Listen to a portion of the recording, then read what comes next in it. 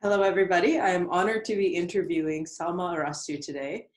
This is in conjunction with her current solo show in OACC's gallery titled Memory Vignettes and Poem Painting Series. Because we are all sheltering in place at the moment, we have created a virtual gallery on our website so everyone can have access to her beautiful works. There will be a link to this virtual gallery in the description box below. A short intro to Salma is incorporating elements from Indian visual tradition and Arabic calligraphy, Salma Arastu's art draws from her heritage and spirituality. Born in Rajasthan, India, where her family had immigrated to from Pakistan as refugees, Salma was the youngest of 10. It was in this environment where Salma's passion for art was cultivated, and with the support of her family, she went on to pursue an education in fine arts from Maharaja Sayarajah University in Baroda, India. Her path as an artist has led to 40 international and domestic solo shows, 5 publications, and several prestigious awards such as the East Bay Community's Fund for Artists and the City of Berkeley's Individual Artist Grant Award. All right. Welcome, Salma. Thank you for doing this. Thank you for inviting. So, jumping into the questions. Question 1. Of all the works currently on display at OACC, which is the closest to your heart? Well, that's a tough question because I don't know how to say that, but I love all of them. But especially I like the vignettes from my memories because they connect me with my childhood, with my home back in India and my travels from Iran to Kuwait to Pennsylvania. So all these are my beautiful golden moments, I call them, from my journey. And these paintings I do when I'm, like when I'm doing large works, I sit down and do these smaller works. These are my intimate works. Mm-hmm. I do the details, I'm very inspired from the miniature arts from India in these paintings, miniature arts from Persia also.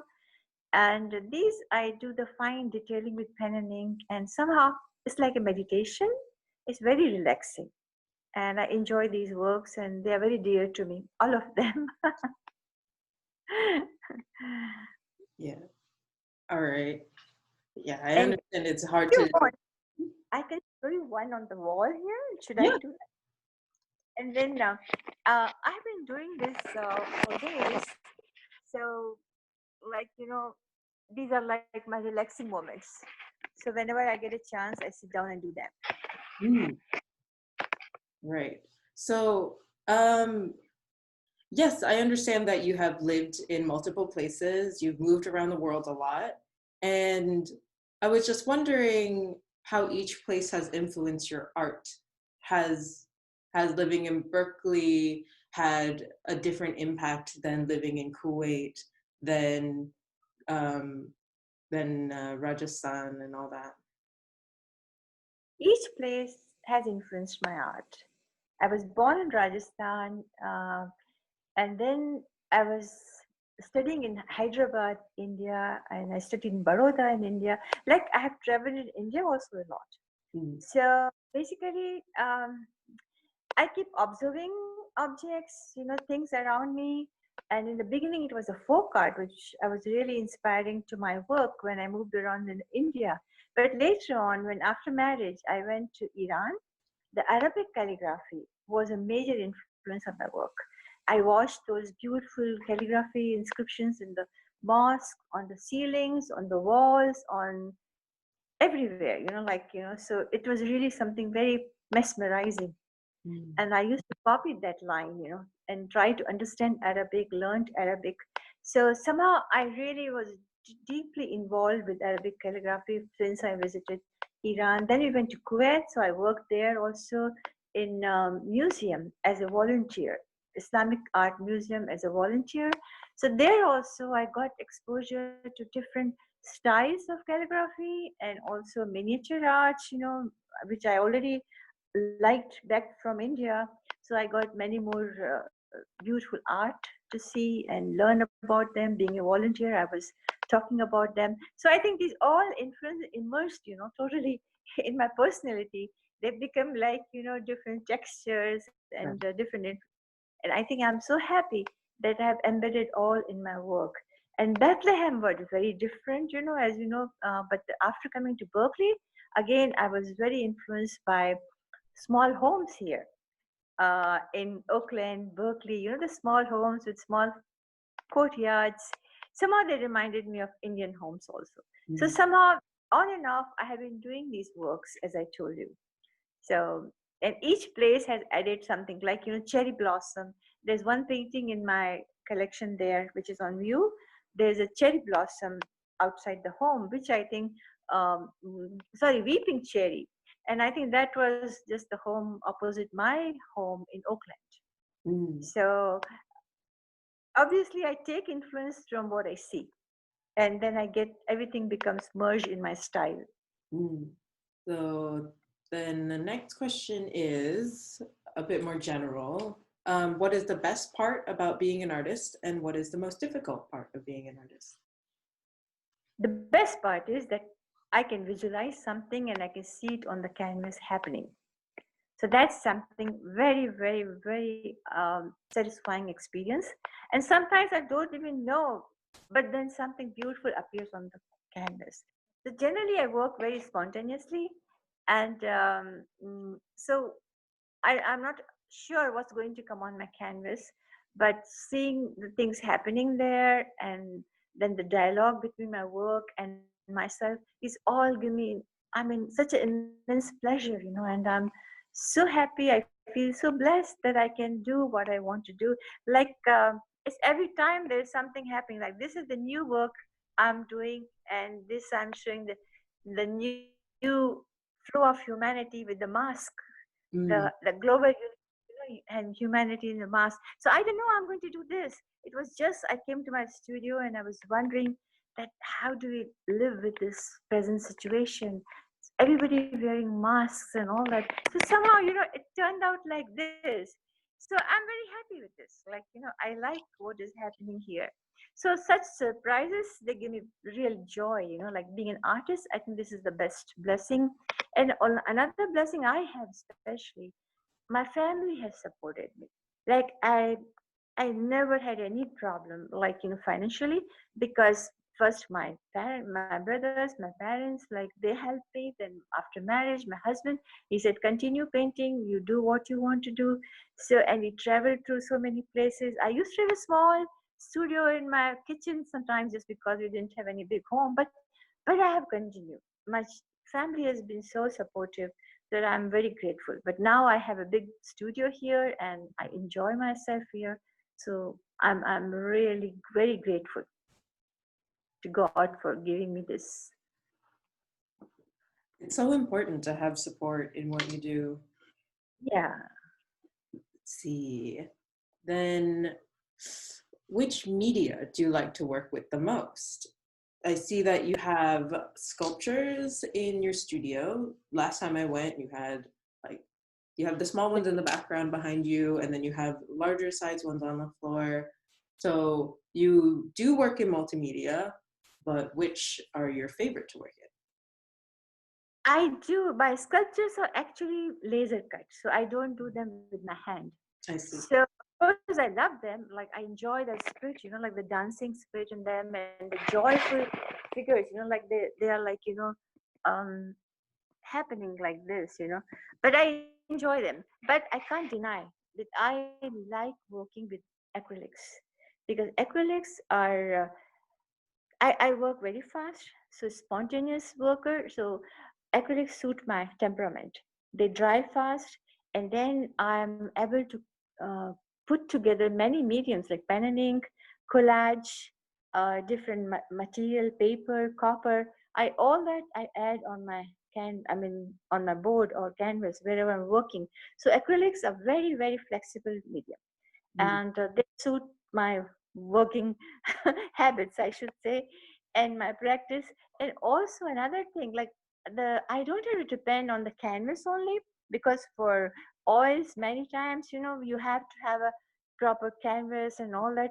But Here I work on board, I work on paper, I work on canvas, any surface. So it makes me very I mean, really, I enjoy it more because I'm not depending. If I don't have a big canvas in my front of me, I can use small paper also. Mhm. But it's happening. It's work is going on, like that way. So I Mhm. like acrylics. Yeah.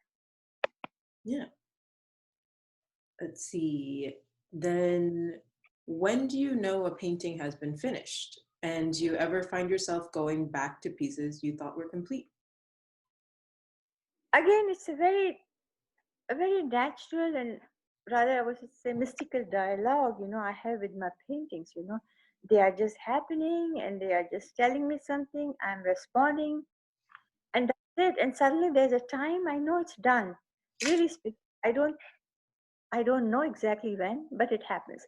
There are some times, like if I cannot work on the same painting, if I know I need to look at it more, I will take out another piece of canvas or board or paper and sit down and do something else. And normally I have two, three works going on at the same time. So Oh. that way, I'm not stuck. I'm not totally confused or what to do now and not overwork on a painting. I just leave it and move on to another piece. So I just keep continuing that way. And again, as I tell you, that it's a very mysterious way of happening. So it just gets done. And I can just say, I can just see that it doesn't need any more work, and Yeah. I stop. But and as for going back, rarely, but I have done that few times, not every day, because I generally work around. And then sometimes if I'm cleaning, sometimes if I'm going through my older works, suddenly I see something. I think, oh, maybe I should do this. So I pull it out and then I look at it again. But it's not very common. Normally, once it's done, it's very. I'm pretty sure it's done. I don't go back. Yeah. Mhm. So you have like a very spontaneous start and a spontaneous end. Right? Yeah. It's. I always say that I'm guided by some superpowers, a tool, and something comes from within through my hand on the canvas.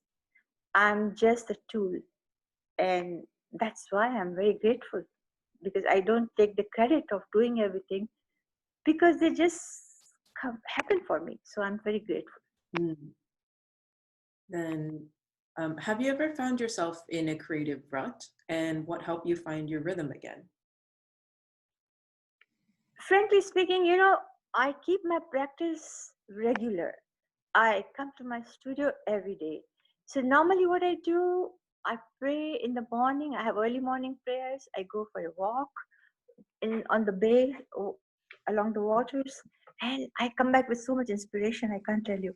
And then I'm ready to come to my studio, and I start working. I work for 3-4 hours, but I keep it regular.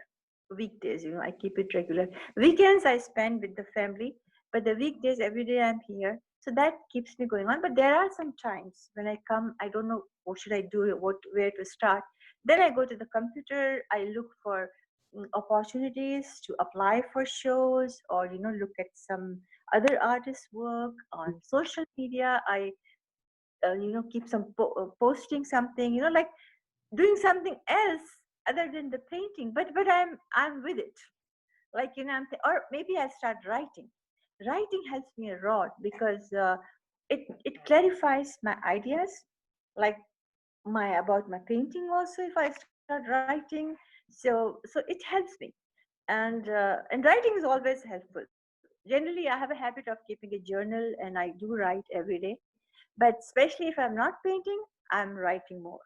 Mm. And also, I look at and some days, if the weather is good and if I want to go out, I go to the museums and the local galleries to look at other artists' works. It's always inspiring and brings you back, and you want to do more. You want to come back and start working again.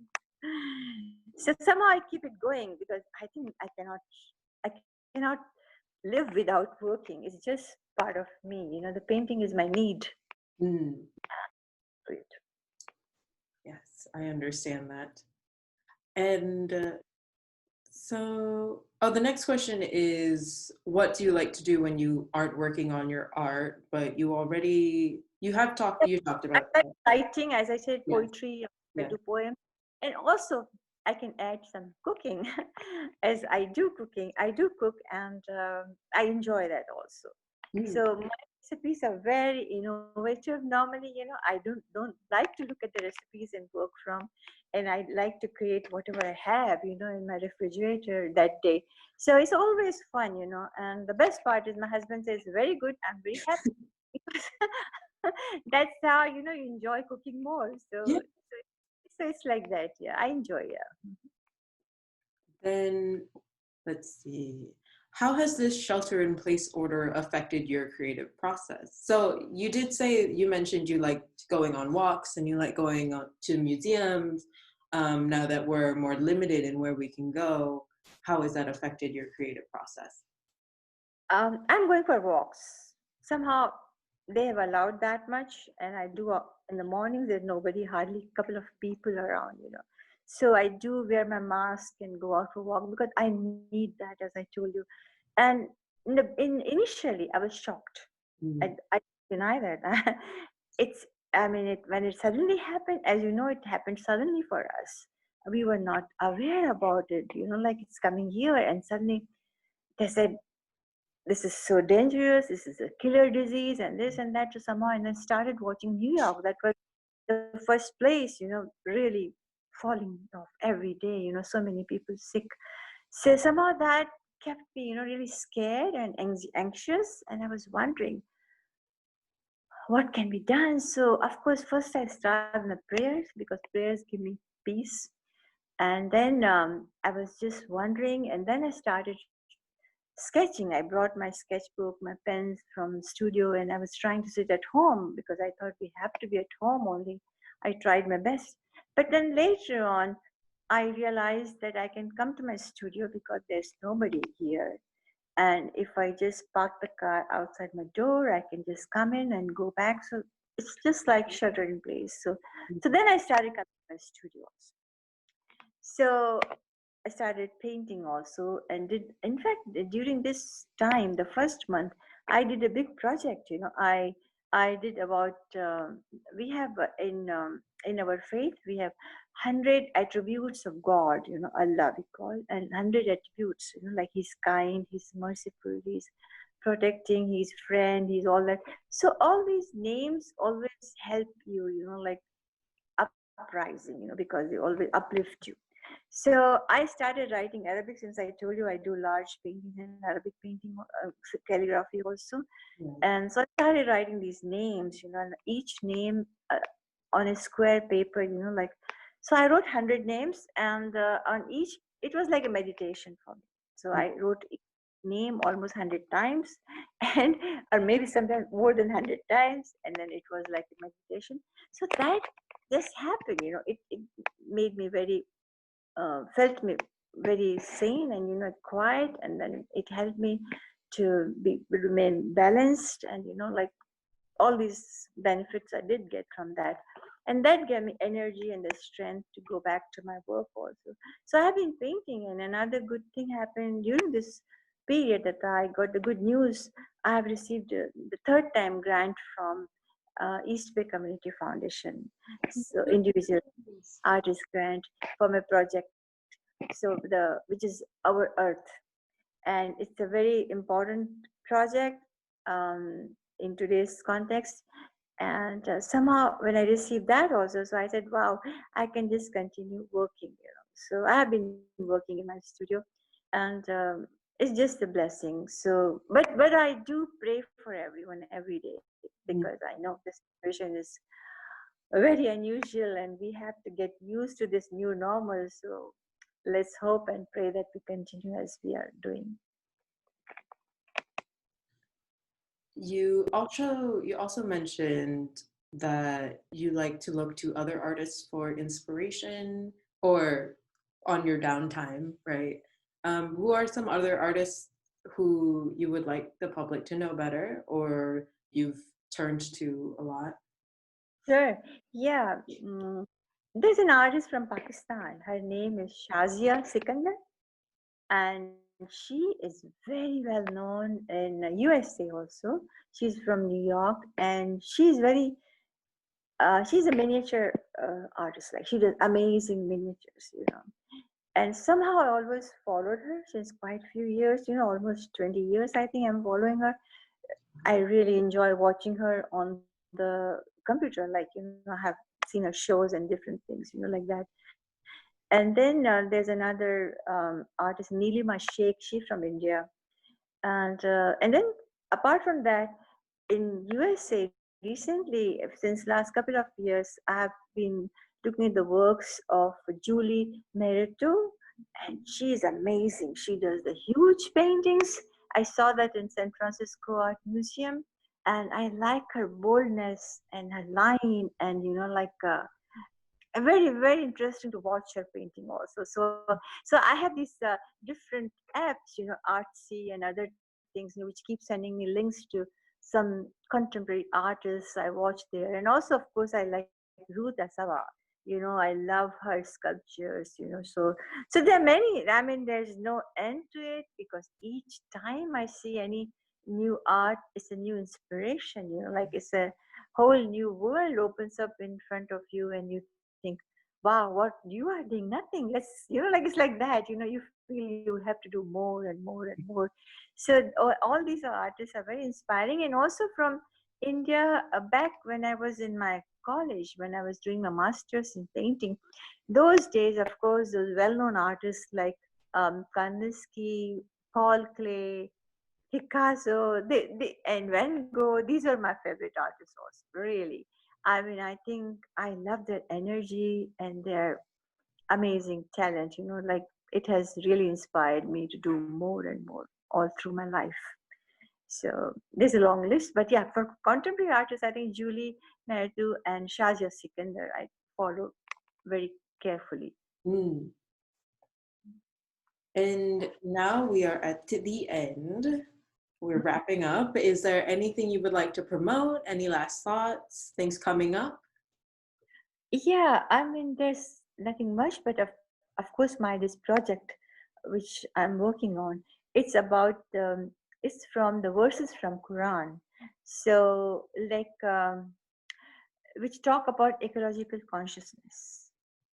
So they make you aware that how you should live, how you should take care of the earth, take care of the plants and animals and bees and ants. It's amazing. So, like, and while I was, I have been reading Quran for many years, of course, but recently with this interest that I want to find more verses which talk about the nature, which talk about the, taking care of the nature, ecological consciousness, water, how to save water, you should save the water, and all these things. So I have been collecting these verses since 2-3 years, and I started working on this project since last year. And so this has helped me, and this will keep me busy for a year, I think, because I want to make a publication also with my verses and the work, so that it becomes more permanent. Like more people can use this and get benefited from this publication. So right now, my concentration is on this project, and I'll keep updating my website also with more information. And because of COVID, my one show is postponed, and we have to see if it happens in 21 maybe. But early this year had been pretty busy with shows and all that. I'm grateful for that. But unfortunately, because of COVID, as you know, even the show in your center is also affected. But I'm so grateful to you also for trying to advertise it and trying to reach out online. So that's good. But I think for 1 year or so, we'll have to slow down. But that's okay. I have this work to do, and I'll continue doing what I'm doing. Yes. Keeping busy, staying safe, Yeah. staying healthy. Right. So that concludes our questions. Thank you so much. And thank you everyone for watching this interview. Salma's website and other information will be in the description box below. Let's see, any other relevant information that I forget to say right now will also be in the description box. And thank you. Stay safe, stay healthy. Thank you. Thank you. Take care. Yeah, bye.